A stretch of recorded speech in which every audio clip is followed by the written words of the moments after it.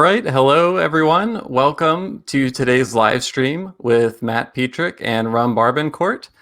We have special guests Delphine Gardere and Vladimir de Delva here, who I'm going to let Matt introduce you to a little bit more in depth in a moment. Before we jump in, I'm Will Hookinga from Zavvy.co and just want to give you a quick lay of the land before we jump in. First of all, to your right, you will see a chat window. Feel free to say hello. Let us know where you're tuning in from. I see people from all over already. See Oakland, California. Alex says hello from Haiti. Robin Burr says hello from Miami. Hey, Robin, how's it going? Dave Russell from San Francisco. So some familiar faces. Welcome, everyone. If any of you have any questions at any point in the presentation for our guests or for Matt, you'll see a little button at the bottom that says Ask a Question. Feel free to put it in there. That's the best place to make sure we see it. And we'll try to save some time for Q&A at the end of the presentation. And last but not least, please feel free to invite your friends to join us. There's a share button at the top right of the screen that makes it easy to do that. But with all that said, Matt, I will turn things over to you now. Thanks, Will. So welcome, everybody. This is, I believe, our 8th session now with the West Indies Rum and Spirits Producers Association. That is WRSPA, you may have heard of it. This is a series where we're trying to take people, especially during these pandemic times, we're trying to take people behind the scenes at some of their favorite distilleries and actually meet the people who are making the rum. I mean, we all love brand ambassadors and people like that, but you know, sometimes it's good to meet the people who are actually doing the things, who running the operations, and actually get more connected to the distillery. So we've been very happy with some of the guests we've had on so far, and I'm incredibly excited to have Barbancourt. It's one of the major Caribbean rum distilleries that I've yet to visit so far. So I'm hoping to get there soon, but for now, this will sort of have to do. But we have some great content. I've seen the slides and they look really great. So I'm very happy about them. So with that in mind, let's introduce ourselves. Delphine, why don't you start? Yes. Hi. Hello, everyone. My name is Delphine Gardere. So I'm currently the CEO for Rum Barbancourt. And today we're going to walk you through the brand and the distillery. And with me here today is Vladimir de Delva, who's our Chief Operating Officer. So we're both going to give you an insight on Rum Barbancourt. Excellent. And Vladimir, yes, sir. Yeah, thank you, Matt. Yes, as Delphine introduced me, thank you. I'm currently the COO of the company, running the operations, and I've been making rum for about 10 years now. So I will try to give you guys some of my knowledge and show you our great distillery. It's fantastic. All right, Will, let's get to the slides. You beat me to it. Okay, jump in. Right. So Haiti has been producing rum since the colonial era. Haiti is actually the western part of Hispaniola and shares the island with the Dominican Republic in the eastern portion. Haiti's been independent since 1804, but we were actually colonized mainly by the Spanish and the French, which gives us a bit of a flavor, a different flavor to our rum, I'd say. Today, there's over 500 craft distilleries in Haiti, and they actually produce something we call clairet, which is generally an unaged rum, generally foolproof. So now going into more details about Barbancourt. The company was established by Rhum Barbancourt, who took basically his know-how from cognac production and applied it to making rum. There's a few similarities between Barbancourt and how we make rum and the production of cognac, such as double distillation, as well as the aging in French oak. The company sources its sugarcane from about 3,000 local farmers in a co-op style, just like, for instance, you do in France for the champagne. We work closely with them, and we employ directly about 500 employees. The distillery is today really the iconic brand of Haiti and the most, I think, the oldest distillery of the island, not the island, but Haiti at least. We've been family owned and we've been family managed for now 5 generations. I'm currently the 5th generation of the company to be running the business. So a little bit about the family legacy. I am currently the second female leader of the company. The first female leader was Dupré Barbancourt's wife. When he passed away, she took over, Nathalie Gardere, and she took over the management of the company with her nephew, Paul Gardere. At the time, it was really a cottage industry. So basically, they were running a distillery at the back of their downtown Port-au-Prince house. Natalie was known in Haiti as being a femme voyante, which basically means a really fierce and feisty woman. So there's a lot of stories about her and her legacy. She used to bring during the Cacos Revolution, early 20th century, munitions to the group she was supporting under her skirt. So actually, this is why my middle name apparently is Natalie. At the death of Paul, Jean, my grandfather, took over, and he was quite visionary as he decided to set up the factory in the plains near Port-au-Prince, and make it into a more industrial complex, working with local farmers rather than make it stick to cottage, really. He was married actually to the daughter of a very prominent coffee exporter. She had about 8 brothers and sisters. So during my childhood, we had a lot of big happy hours with a lot of family members, and looking back at it, it was quite Mad Men styles with shakers and cocktail going around. I think that if any of my family members are connected today, they probably remember some of this. My father took over in the early 1990s when there was the embargo, but he continued to develop the plant regardless of the embargo, but also specifically developed the export market, building partnerships in key historical markets in the US and Italy. And he also did a lot of key projects to develop the plant, such as cogeneration and things like that. I think we'll talk about it later on. My father passed away sadly in 2017, and I slowly took over the helm of the company.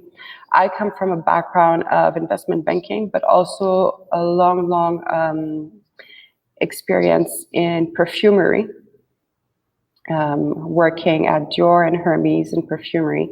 And I can say that there's a lot of crossover between perfumery and distillery, which is a quite strange thing to say, but yes.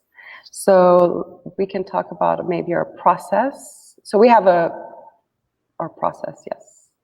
We do almost everything on site and have a very compact structure. So sourcing, milling, fermentation, distillation, all the way to bottling is done on site.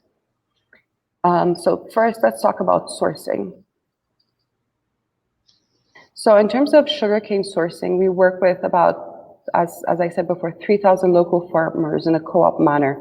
So what's interesting is that, as some of you may know, is that you can do sugarcane with other types of cultures, like peas, which are locally consumed. So we're able to help the farmers do 2 types of cultures. So they can do sugarcane and also beans while they're planting sugarcane. We have 80% of our sugarcane comes actually from local farmers. Only 20% is produced by us. We don't use any molasses or syrup at all. And there's generally 2 days lead time between the cut and the transformation of the sugarcane. We basically have an entire team that is devoted to working with the local farmers. The local farmers are really, how do I say that? We hold their hands as to when they need to, when the sugarcane is ready to cut, when it's, because sometimes, like for instance, they think it's ready to cut, but there's a lot of water, so it doesn't give you the bricks that's necessary, etc. So This is something that's really important to us, is to give them also that kind of support. Quick question there. So do you have specific varietals that you have the farmers grow, or do you have like just one varietal? Do you have a range?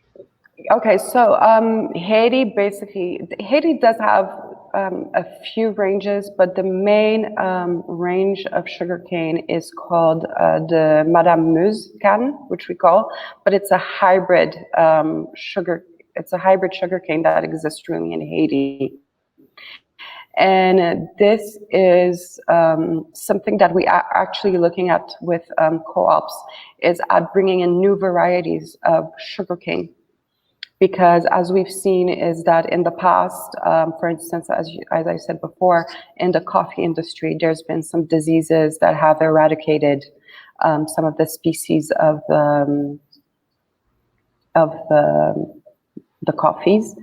And so what we're looking at today is new varieties of sugarcane. We've already done a bit of a study on it, but we need to bring it to a larger scale. Right. And in terms of the harvesting, is there much in the way of mechanical harvesting? Is it still mostly hand cut? Everything is mostly hand cut. We have, actually, I don't think there's any mechanical harvesting in Haiti, unless I'm unaware of it. Everything is hand cut today, yeah. Okay. And you mentioned that you have 5% of the sugar is from your own farms? Yeah.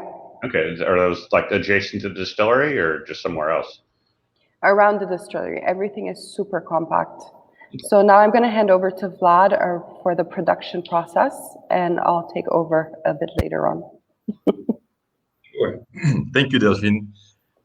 Yes, so just to kind of bridge from where Delphine left and to where we're going, the sugarcane, once it is sourced, and Delphine talked about how it is important for it to be about 2 days from when it's cut to when we mill it. And the reason being is to minimize the formation of what we call the dextrin, which is converted sugars. It's a sugar made from bacterial that we find naturally occurring in the sugarcane that will give you a sugar source that's not fermentable. So it's not desired to have this type of product in your sugarcane. And as time goes, the dextrin level increases, which actually gives you a bad or a lower yield of fermentation. So I wanted to clear that out because it's in the sugarcane industry, it's very difficult to do, and to get 2 days to the distillery is it's something that's very important to us, and we try to keep it like that. So once the sugarcane gets into our facilities, we have a huge scale. It's a truck scale actually from Toledo, and it can weigh up to 80 tons. And so anything that comes in, we can weigh it. Basically, any type of trailer that brings in sugarcane or liquid or whatever we may need that we use by the ton, we can weigh it. It comes in, gets unloaded into our sugarcane storage area, which can hold up to 400 tons, which is about 3 days of milling if we were not to be able to continuously supply our cane. And then it goes into our I would say this is a baguette can, so basically a tray of sugarcane. This is a French direct translation from French. And here we have about 1 ton, 1.5 ton of sugarcane in the picture in front of us. And this is where the process starts. So just to give you an idea of the mills, we have a batch of 4 mills in line, which mill 15 tons per hour of sugarcane. And this is the beginning of the process. What we have here, we have a set of knives at first that cut the sugarcane into small pieces. As a first step of 48 knives. A second step set of about 24 knives, cut it more to open up the fibers of the sugarcane, to expose the fibers, to have a better extraction when it's going to get pressed into the mills. So that's the next step here. So now 2 sets of knives, and then the first batch of mills. So it gets pressed, juice is extracted, and gets sent to the second mill. Now, before that happens, we do 2 things. We take a sample of the juice so we can know what the Brix is. And for those who don't know, Brix is a sugar level in the juice or sugarcane. So the first thing we do, we take that juice and we analyze it. We know what the sugar level is in it. And we add water to dilute it to the level that we want. And we keep going. And also the fibers of that cane we put water on it to be able to extract some more sugar as it goes. So this process is repeated 4 times. So first time, I add water, until the end. And what happens is that we get an extraction of about today 85 to 90% of extraction. I mean, we could do better. We're striving to do better, but we're relatively satisfied with that level of extraction. So in order to do that, you need very high pressures in the mills. Now we're talking about 1500 psi. For those who are in bars, that's over 100 bars. That's a lot of pressure, and that's what you need to get all the sugar and the juice out of that sugar cane. Now the bagasse is what's left after the sugar cane's been pressed. The bagasse is the residual sugar cane, if you want, and that goes into our biomass boiler that gets converted into heat and then into electricity. And this we'll talk about later in the process. Now, it is very important that I iterated there again, that we talk about that we don't use molasses or sugarcane syrup. And now, because the process is also not only different in the terms of fermentation, but in terms of the whole milling and the water adding, because some distilleries that use molasses have a fixed bricks. You measure it once and you know your whole tank of 1 million gallon, you know exactly what the bricks is. So it's easy to go on from there. This is a forever evolving and changing process, because as a sugarcane is being milled, you have different sugarcanes. You can have sugarcanes at bricks 18, another one at bricks 22, and the whole time you have to check to make sure what the bricks level is, to know how much water you're adding, how you're adjusting your flow meters, and this is very important. So what we usually do at the end of the last mill, we make sure that the bricks is around 15, a little bit higher than what we use, than the bricks we go to fermentation at. And then we send it to an inline bricks controller that gets it down to 14.5, exactly where we want it for the fermentation. So we're going to the next slide, which is fermentation now. So we talked about what happened in the mill section, and now another control that we do right before the fermentation is we double check the bricks. It's important to us that it's at 14.5. So it's done at the mills, done again in the fermentation section to make sure that's where it's at. Well, it's not fermented yet. So it's like at this point we have sugarcane juice that goes into our fermenters or fermentation tanks. We have 11 tanks today of 18,000 gallons each, and that's where the magic happens. That's what I like to call it. All the sugars are going to get transformed into ethanol, into rum in the future. So, and all of the tanks open like that? Yes, they're all open. They're jacketed, cool. They're cool with jackets, not coils on the inside. And yes, and that's all. Like they're all like that and connected to the columns. Okay. So now I'm gonna run through the process. So we once the juice is in, we put it in the fermentation tank. We mix it with a solution of yeast, because we cultivate our own yeast, and I will talk more about this in a little bit. So for every 18,000 gallons of sugarcane juice, we put about 2,000 gallons of yeast solution that get mixed. Propagated. Yes. Okay. Yes. Well, we'll talk about it in a little bit. I know, Matt. I'm sure you have some questions for me. This is going to come in a little bit. Okay. Don't worry. Okay. So it gets mixed in. It's a slow fermentation. It's a three-day fermentation, and what happens during that time is that we get continuously. We do at least 3 or 4 checks on it. When I say we, I say that's usually the lab's job, and we check it with the HPLC, which we check for the sugars, how they're doing, how much sugar we have left, how much ethanol is being produced, and also acetic acid, to know how our fermentation is going and to know really when it's done. So basically, when we don't have any more sugars, we know it's done. And also, you see the bubbles stop. We check the temperature. You see the temperature starts to decrease. The density starts to decrease also. Anytime you're below 1,000, you know you're getting towards the end of the fermentation. We're set. We know the fermentation has stopped, and then it gets sent to the distillery. So the lab controls all this, of course, with the production manager that makes sure that all these things are going according to plan. And at the end, we have an alcohol. Hold on, I'm not quite there yet. You can go back previous slide. There we go. Almost done there. We have a liquid that's about 7.5% alcohol by volume. That's where we want it. We could have it a little higher, but we like it there. We have our reasons, and that's when it's ready to be sent to the distillery. Now I'll talk, Matt, to go back to your question about the yeast and the propagation. Now, and I'll explain how this works a little bit. So at the beginning of the season, what I didn't say is that we operate 9 months out of 12. Sugarcane season is usually from November to July. We could harvest more, but after July, the sugarcane level in the cane is just not good enough for us to go on with it. So 9 months out of 12. So at the beginning of the season in November, our 2 propagation tanks of yeast, we gently pasteurize sugarcane juice. 1 We fill the propagation tank, and then we add the dry yeast that is, I could say, made for us because we have all the parameters that we want. Okay. We put it in there. We let them multiply. We check them in the lab, microscope. We have different tests, cell count to know how they're doing, how it's good, and then from there we go. So when we're dumping this into a fermentation tank, we use about 3/4 of the tank. We leave a quarter, and we add more gently pasteurized juice again, and the process starts again. And that's how we do it for the rest of the season. And of course, throughout the season, we check our yeast to make sure they're okay, they're good, they're doing good. And there's a reason that we don't like it, we start the process all the way again with dry yeast again. Okay. So I wanted to clarify this with you. Okay. For you. Great. So, yep, we can move to the next slide. So distillation time, and this is a picture. This is right between fermentation tanks, and at the end, if you look all the way down, you will see our distillation columns. And this is Mr. Thierry Gardere. This is Delphine's. Was it Delphine's father? He was our former CEO for many years, and I have to say, a lot of my knowledge, a lot of things that I know, I owe it to this man.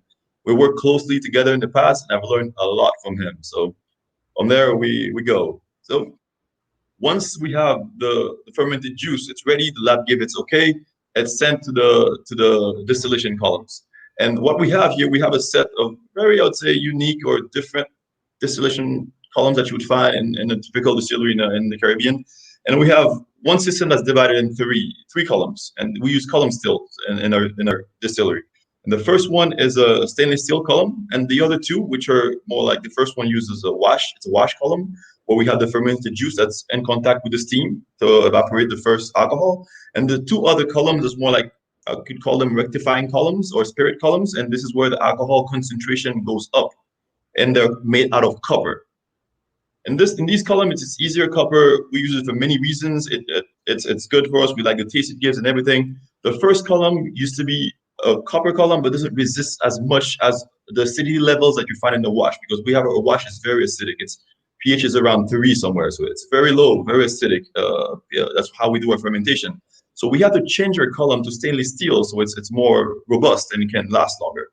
So this was a column. This is a system designed by a French company called IRES. They make very unique little project like this, and it's very similar to what you find in how do you say this, in the companies that make Rum Agricole in the Martinique area. I'll talk more about this in a little bit.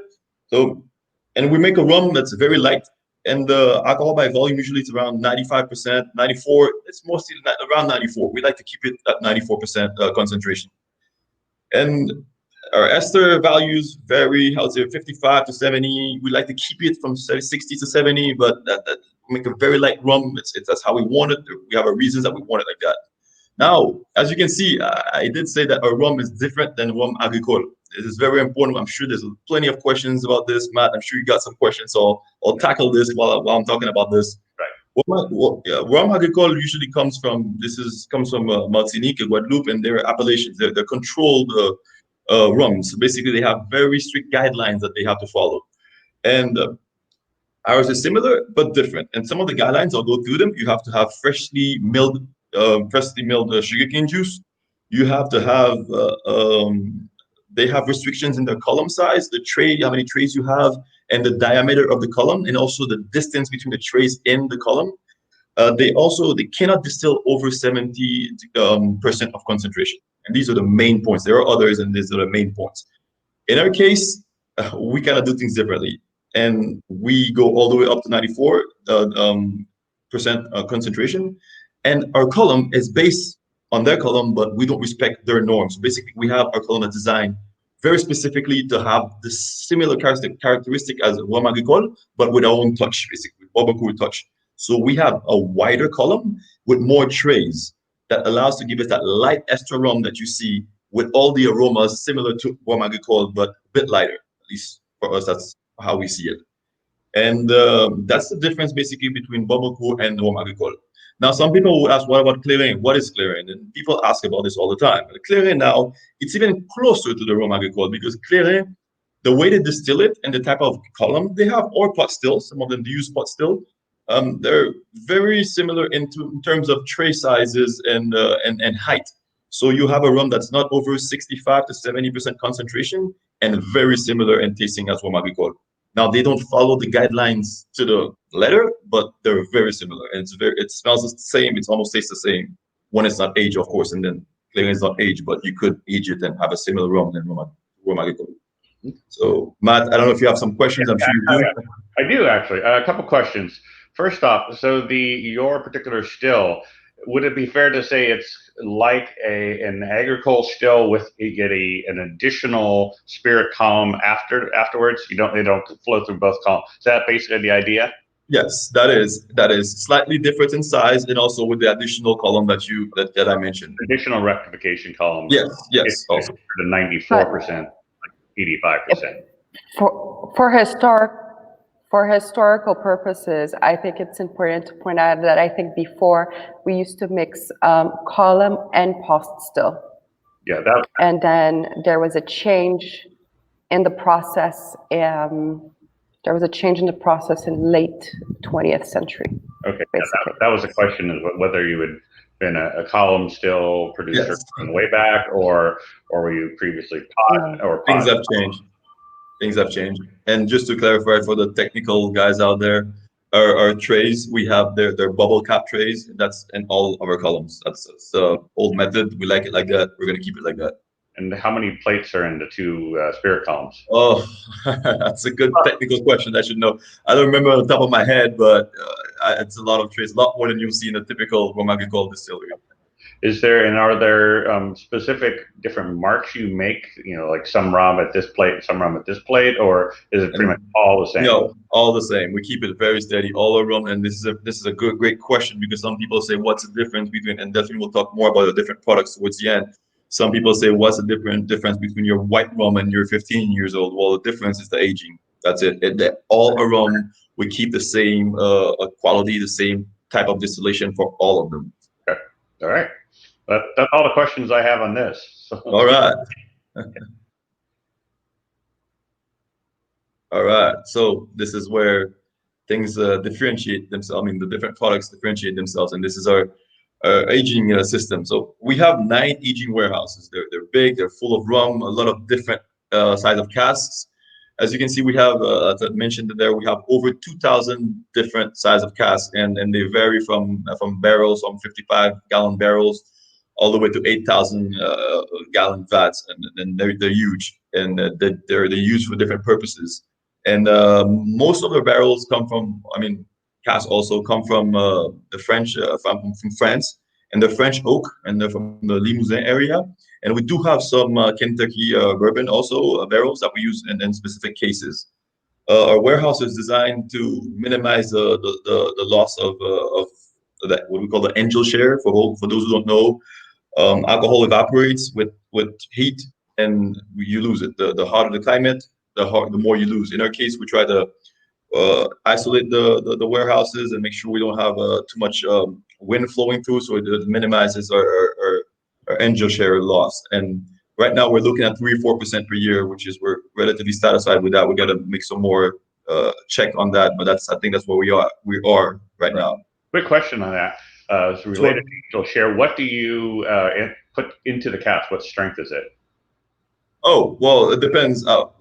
That's a great question. Usually it's for the very first part. So we do the finish at a lower strength, but the most part of our aging is done around 65-70% concentration.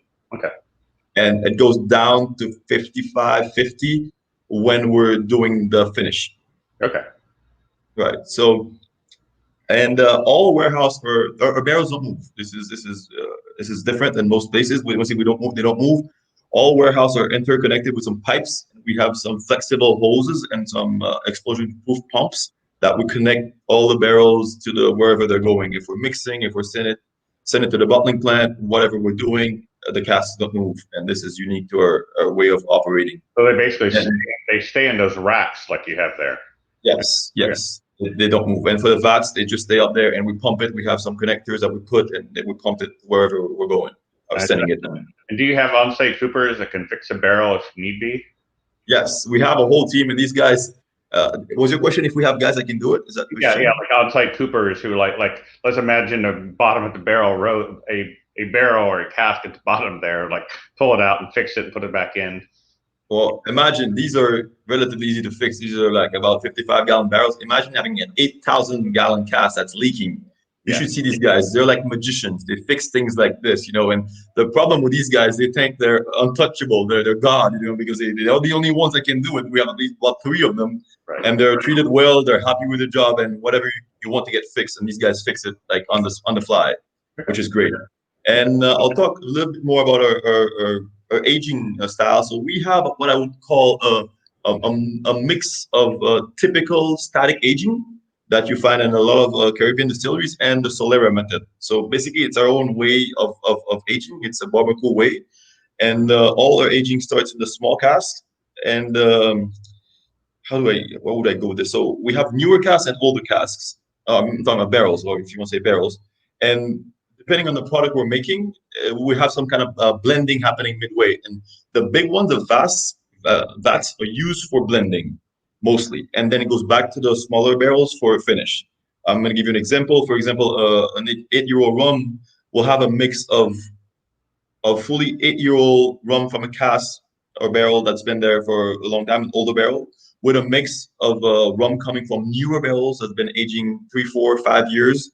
Because the newer barrels, they tend to give you more tannins, they're quicker to age. So you have a mix of the new barrel and the old barrel together. But every time we try to respect the years and we blend them together in order to give the products that we have. So it's a very unique method it's a unique, creative way of doing a Solera mix of static kind of like aging, if you want. Okay. And then I think, you were going to mention consolidation. Yes. So in the Solera method part, when we have casks that are starting to get empty, we put them together. We fill them up again. We don't leave them having like space or a gap of liquid in there. Yeah, and that helps reduce the angel share. Yes, that is important also. Yes. Okay. All right. So this is the picture from above our bottling plant, and this is we have two lines right now. And what we do, we don't change sizes on the lines. So each line have a dedicated wall. Once we don't change lines, don't change sizes. We're gonna do big changes. So the big line does 700 and 750 milliliter bottles. They're very similar, just the height that changes a bit. And it's mostly for the European market. They like their 700 mils. I never understood why, but that's what it is. So we send it to them just like, and the box has to be 6 bottles, not 12. It's a pain in the, but we still, we make do with it. We go forward. And the small line is 175 milliliters. It's a flask. It's a very, very popular product, and it's mostly for local production. And the big line does export and local production also. The small line for the 175 goes up to 120 bottles per minute, and the big line goes up to, I think, 60, 80 bottles per minute. It will vary it a bit depending on the mood of the machine that they. No, I'm kidding. We have some old machines in there. We're trying to caress them so they last as long as we are updating our bottling plant, because we have a new project right now, as you can see, and we're going to make a state-of-the-art bottling plant, fully automated, with all new equipment, mostly from Italy. We've had great experience with them over there, and that's what we're doing right now. It'll take us about 2 years, maybe a little longer. I'm optimistic with 2 years in Haiti. Everything is difficult to plan, but I think within 2 to 3 years we'll have a fully automated bottling plant. Okay. Go to the next slide. So earlier I mentioned our lab. We have a complete in-house lab with 3 very well, a lot of experience. So these chemists, they're great guys, and I have to, my hats off to them. Really, they do really good job. They do a good job with the control, and they tell us when we can distill, when we can't, the changes we need to make if we have issues. And we also invested a lot in our equipment. As you can see, we have some state-of-the-art equipment. On the left there, you have on the bottom left, you have the HPLC, which stands for high pressure liquid chromatography. And this is an equipment that helps us check the sugars in the sugarcane juice or the fermented juice, and the dextrin level. I remember I told you about the dextrin, the sugar that cannot be processed. Yes, it's an unwanted sugar. And the ethanol level, because we have to see how the fermentation is evolving, and also the acetic acid, if you see if we're not doing too much of that as the fermentation is evolving. So the HPLC is used for that. The middle equipment that we see there is the micro distillator, and this is used once you want to check the alcohol level an aging rum or something like that. So we separate all the distillate from it to check to see what it is, what the ABV is. And on the right, we have our GC, which stands for gas chromatography. And this is the most important equipment that we have because we have to make sure we're not having our methanol levels are in check and other things. We check other things too, but our main concern is methanol level, and we're very strict with this. And right now we're following the European Union standards, which is 0.09% of methanol in the distillate. That's the maximum we'll allow. And usually we're not anywhere near that. We really have a good distillation method, and our methanol levels are way lower than that. Right. That's our lab equipment. Right. So this is actually Werspa helped us acquire this piece of equipment. It took a long time to get it installed and running, but we're very proud of it. We're the only one in the country to have an equipment like this. This is our cogeneration system. It consists of what you're seeing up there. Up there is the boiler, and to the right is a biomass furnace. It burns the sugarcane bagasse that I mentioned earlier. Burns it, creates some steam. It's a big boiler. For those who are technical out there, 13,000 kilograms per hour of steam at 20 bars. It's a high pressure boiler. The steam is sent to the steam turbine, a cogeneration turbine, spins the turbines, makes electricity. The back of the turbine, the steam at a lower pressure goes out and gets sent to the distillery for distillation. It can produce up to 650 kilowatt of electricity. Right now, we use about 450. Unfortunately, the extra 200 kilowatt, we cannot do anything with it because Haitian law does not allow us to sell electricity back to the grid. So in the meantime, we keep it just in case we have some new equipment that draws more electricity or some new mills or something, and we'll have enough power to be green and free energy, if you want, in a way, and power it the way we want. So this is our cogeneration system. And once again, thanks to our Werspa friends. I'm sure Vaughn is listening, so he helped us get this. Was this the EU rum sector program around 2000? Yes. Yeah. Okay. Yes. Question on this: how long do you have to wait after making a bagasse before you can run it through the boiler? Straight now. Now that's where our mills come into play. So that 1500 psi of pressure that I told you about, the minute that I lose some psi, that goes down to 1200 or 1000, forget it. It's way too wet and won't burn. So I'm always yelling at these guys, keep the pressure. And people don't get it. Pressure in the mills? Well, yes, very important to get a dry bagasse. At least 50% humidity or less to be able to burn. Okay, yes. So you can basically almost feed it directly from the mill into the boiler. Okay, no, that's what we do. We have a conveyor that does just that. It goes directly. Right. Okay. Yeah, I've seen that in Grenada as well. The new distillery there. So very cool. So okay. All right. So I'll pass this on to Delphine. My technical knowledge, I think it's done. It's Delphine's time now. Done great. Thank you, Vlad. So just to wrap up, we're really involved in charitable foundations. I think this is something that we've always been involved, but it became a lot more established in the 90s. We have our own foundation, which has traditionally been focused on supporting Haitian culture locally and internationally, especially through the arts. As you can see on the right side, this is actually a piece by Félix Jean, which is on the 15-year-old packaging.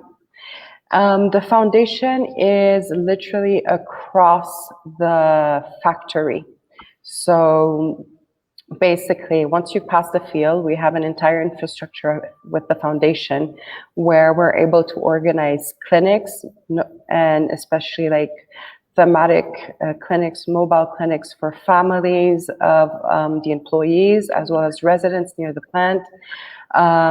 This is also a foundation that helps some of the sugarcane farmers for the financial assistance when they need to do the harvesting, the crops, and things like this. So yeah, it's quite a wide range of support that is provided by the foundation, but mainly it's really about the well-being of the employees and also the well-being of the farmers, as well as arts and culture. As you know, Haiti is quite rich on arts and culture. I think, if I'm not incorrect, I think Jackie Onassis was a very, very big collector of Préfet Dufault, which is one of the most iconic Haitian artists. So there you go. And Yeah, I think that's about it. So in terms of, actually, do you want to walk us through your product range? Yeah, exactly. I was going to do that.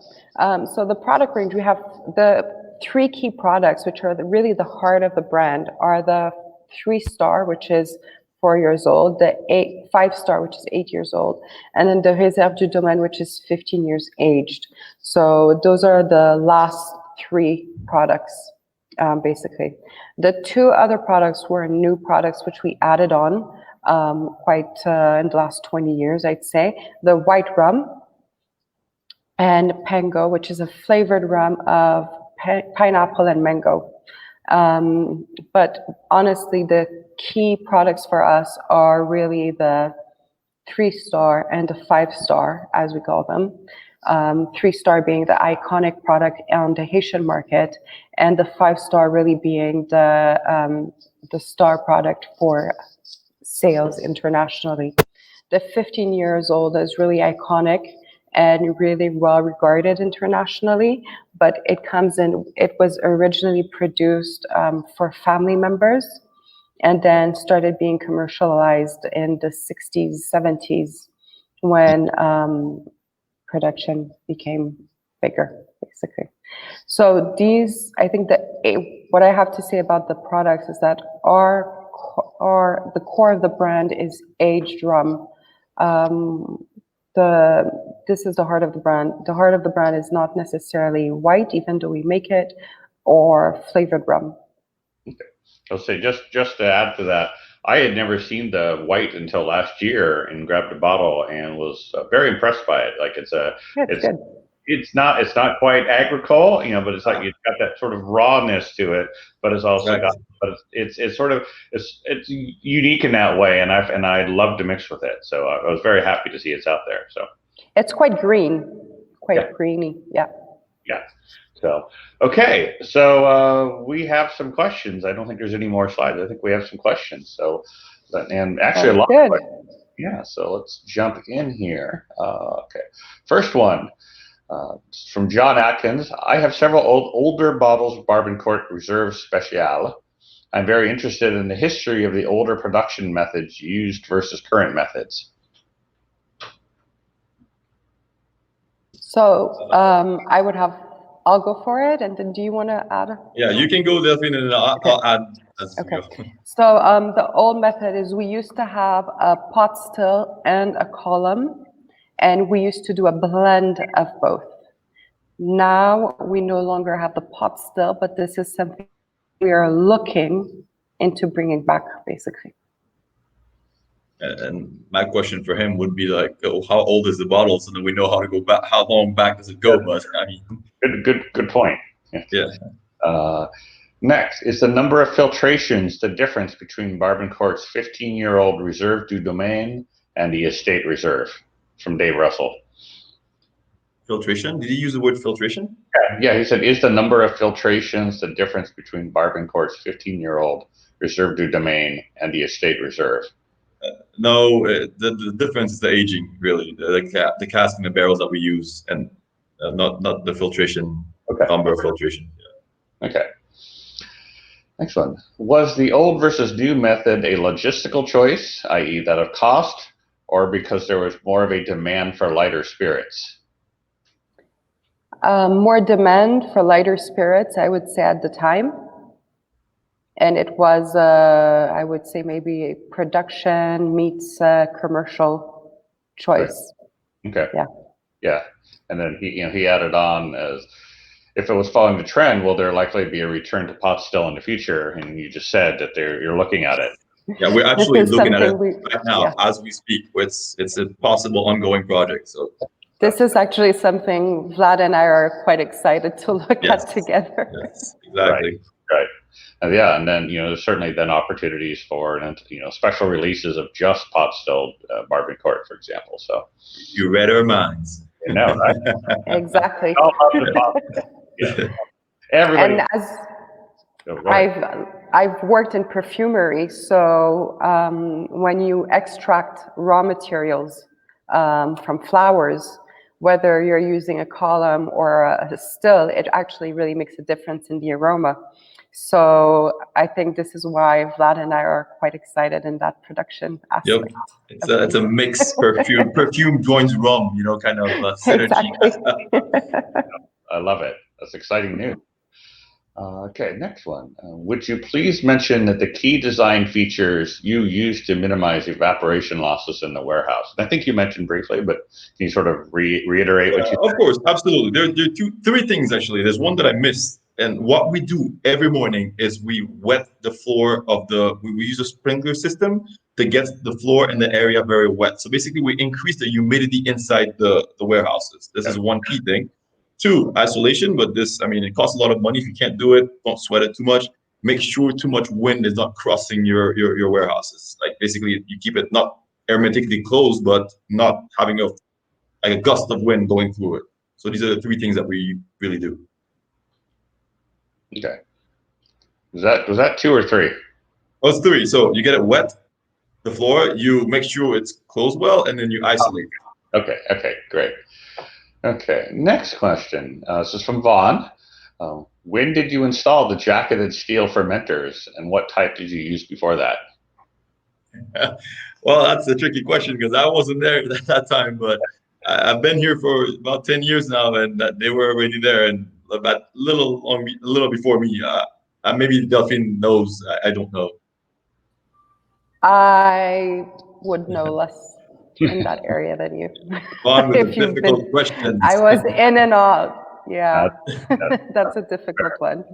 We could look into it, but yeah, we can. I think documenting the history of some of these distilleries, just even the last 50, 100 years, is important. And for all the things we talk about in rum history, and we go way back, is we're sort of not as well covering like what were we doing 30, 40, 50 years ago. So yeah. Another one from Dave Russell. Can you please explain the process used to proof your rum with water for finishing? Oh, can you repeat that again? It's How do you proof your rum down to the bottling strength? Oh, right. And so this is done. First of all, besides this, it's done very slowly with our water filtration system, and we use water, just simple water, very very how do you say, pure water, not deionized, but close to that, and we make sure it stays the way we want with the actual ppms of dissolved solid and all that, and we do it very slowly because we have contraction when you're putting everybody knows in our field knows when you mix water with alcohol, you have some contraction and some heat being dispersed. So we do it very slowly so it doesn't upset our aging process, lack of a better word. Mm-hmm. And how long does that typically take for you to proof that? Oh, so going from 70% to for example, 50% when we're doing the finish, we can take a whole week to do that. Okay. Yeah. And that actually, you mentioned water there. It's a question I should have asked earlier, is what is your water supply, your water source? So we have 2 wells that we check regularly for all kinds of check that you can do on it. Look at the alkaline level, all the checks you can do, including bacterial, that we run to a reverse osmosis system, and then also another system that we make sure we get it to a level of purity that we want. We have some things that we look closely for, alkaline level, TDS level, and some other, I forget exactly, I haven't done this in a while, but our chemists back there have things that they look for to make sure the water supply stays the same. And after filtration, I'm talking here. And we use that for dilution of the rum. Okay, so I think one key aspect is that in Haiti, we have to be quite self-sufficient. So we have our own water system, water filtration system, the cogeneration, because we lack a lot of infrastructure. So we have to be able to provide a lot of it ourselves. So we have to look for creative ways of doing things. Okay. And it's all well, there's no rainwater collection, anything like that? Okay. No. Okay. Next question. I think some of us know the answer, but do you export to Europe? I'll leave that to Delphine. So this is, we've had a historical distributor but we are currently reviewing exports to Europe. Yeah. Okay. More to come soon. Yes. More to come soon. All right. Yes. Fair. Another question from Vaughn. Was the term Rum Agricole ever colloquially used in Haiti? I mean, I don't know, Delphine. I'll let you start, Delphine. I don't think Rum Agricole was really ever used. I think it was more clairin that was used to designate the equivalent of Rum Agricole, which is in Haiti, white and aged. I think the standard in the Haitian consumer mind for rum is aged rum. I think that's where it's very important, and I think if you're bringing out a clairin brand in Haiti, they will not necessarily associate it with rum. That's the way the consumer sees it. Okay. Next question, another one from Vaughn. With automation, the social impact can be reduced employment. Do you have plans to try to use employees from the bottling process in other areas of production? Yes. So basically, what we're not planning on eliminating what we currently have. We're planning more on adding. So we're actually all our employees are mainly in that area. So we're not necessarily planning on in terms of getting rid of and automating everything, but more like adding on to add on to our capacity. And as well as we discussed earlier, new product development and new methods of production, we would need to be a little bit more agile in how we do things. So, Delphine, I think, do you want to add to that, Vladimir? Just something real short. Delphine knows this, that a lot of our employees are over 15, 20, even 30 years with us. So it would be not right to just wake up one morning, oh, hello, we have a new line, goodbye. And this is not our culture. This is not how we work, and this will not happen in our company. So even if we were to get a new line, and these guys, we would find something for them to do, either in the sugarcane field, something else in the foundation, something. Because these people are like our family. Without them, there's no Barbancourt. It's very important to us, the social aspect of the workers. I think another thing as well that I didn't mention was that we are one of the only companies in Haiti that literally peg the salaries of all the employees to the dollar, the US dollar, because of the devaluation of the currency, so that they can maintain their living standards and their buying power. Yeah, that's great. Delphine, I think you addressed this a little bit earlier. As Robert Burr asked, do you provide assistance to farmer in planting their cane? Yes, we do. We help them with drainage, with how do you say, sampler, Vlad? So the what you do before planting the sugarcane. It's like those lines that you make in the soil. Yeah. Is it laboring the fields and the drainage as well? Telling them when not to cut as well, because sometimes they want to cut, but it's not necessarily the right timing because it's been super rainy. So there's a lot of water in the sugarcane.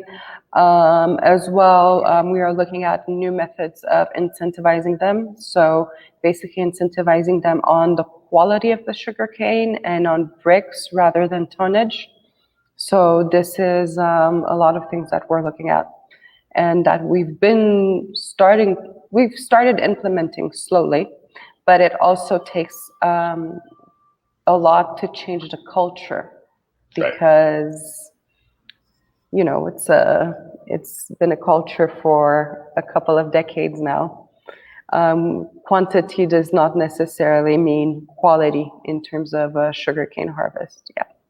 So is the majority, just a question that came in my mind, is the majority of the sugar that these farmers sell, is it entirely to you, or are there other like sugar factories or other using their sugarcane? Haiti is not a sugar producer, hasn't been for since Lascaux, I think. Since 86, 87. yeah, late 80s. So we haven't been producing sugar anymore. But they do sell to other distilleries. Okay.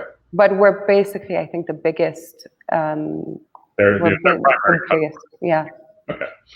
Vaughn asked, it's been 10 years since the earthquake, which wreaked so much damage on Haiti and on Barbancourt. Can you say what the impact was on Barbancourt and its employees and how you recovered from that? So I'd say that when the year we had the earthquake, we lost about 40% of our volume, which was huge in terms of in the casks. We had a lot of casks that were damaged. I think it was about one warehouse. Was it one warehouse? Yeah, that's where we had the major damage. Yeah, that was the major damage. And on top of that, obviously, we had a lot of contraband come in of competing rums because people took opportunity for the fact that we were not able to be on the market and be able to sell.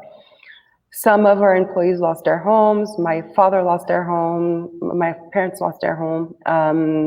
I think it was something that really impacted a lot of people. Luckily, we didn't have many people were affected by death or health issues in the factory and around us. But it was quite traumatic in terms of economically, and also a lot of people lost their homes. So they had to set up a camp in the foundation. We set up a camp with temporary housing for some of the employees that lost their homes. But I think Vlad was there. Oh, no, I was in Haiti, but I wasn't working for Barbancourt yet. Not yet, okay. Not yet. I was still finishing my studies. Not yet. Okay. Question for Delphine from Dave Russell. Can you say more about the similarities and differences you've experienced in making perfume and now rum? Well, apart from the obvious female versus male dominated,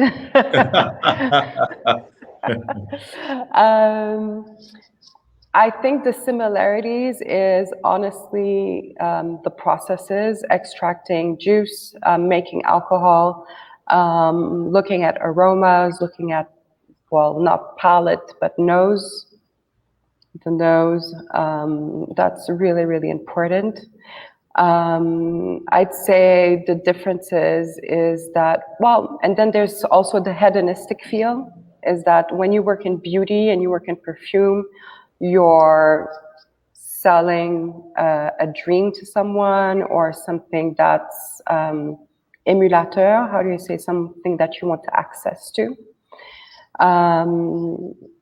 And when you're selling rum, you're selling also another dream, where you're selling a destination, you're selling a good time, experiences. It's there's a lot of similarities, but it's just not the same way of, I would say, approaching the marketing side of things.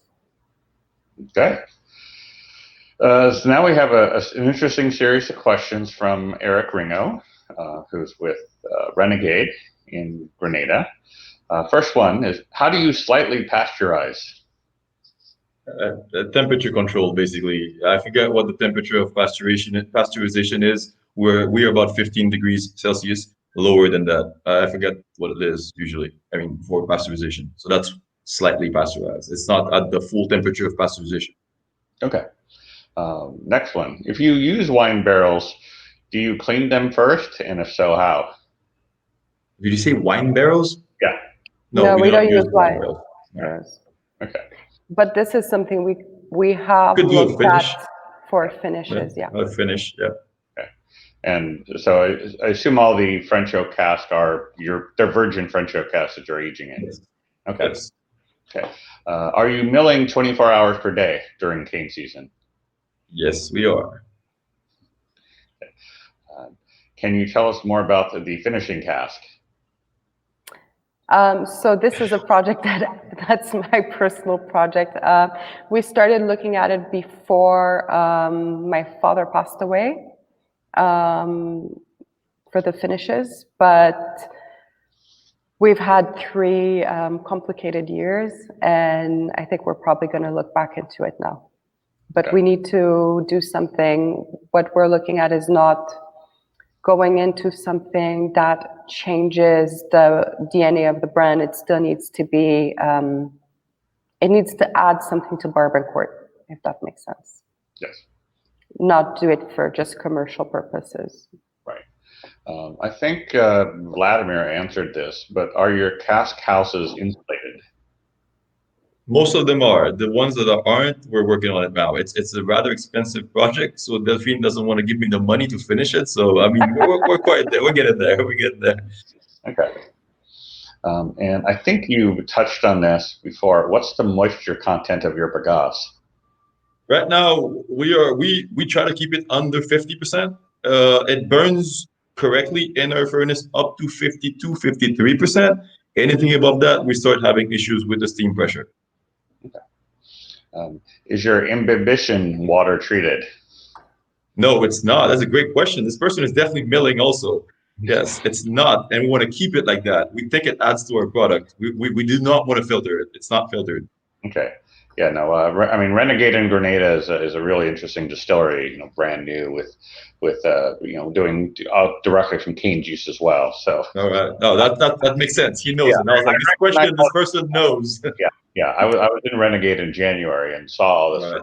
So they weren't started yet, but I saw it all firsthand. So these questions make much more sense to me as well now. All right. Yes. Excellent. Okay. I think Delphine addressed this a little bit, but do you want to say any more about your philanthropic activities, like priorities, grant amounts, partnerships, beneficiaries? We have a partnership, for instance, with a foundation called HELP, which is education, but higher education. So every year we pay a few scholarships for people to finish their studies. This is something that's really important. We do a lot of activities with specific local artists that we've been sponsoring for decades now, and also new artists. We help them. We try to be a platform for artists to be discovered, if that makes sense.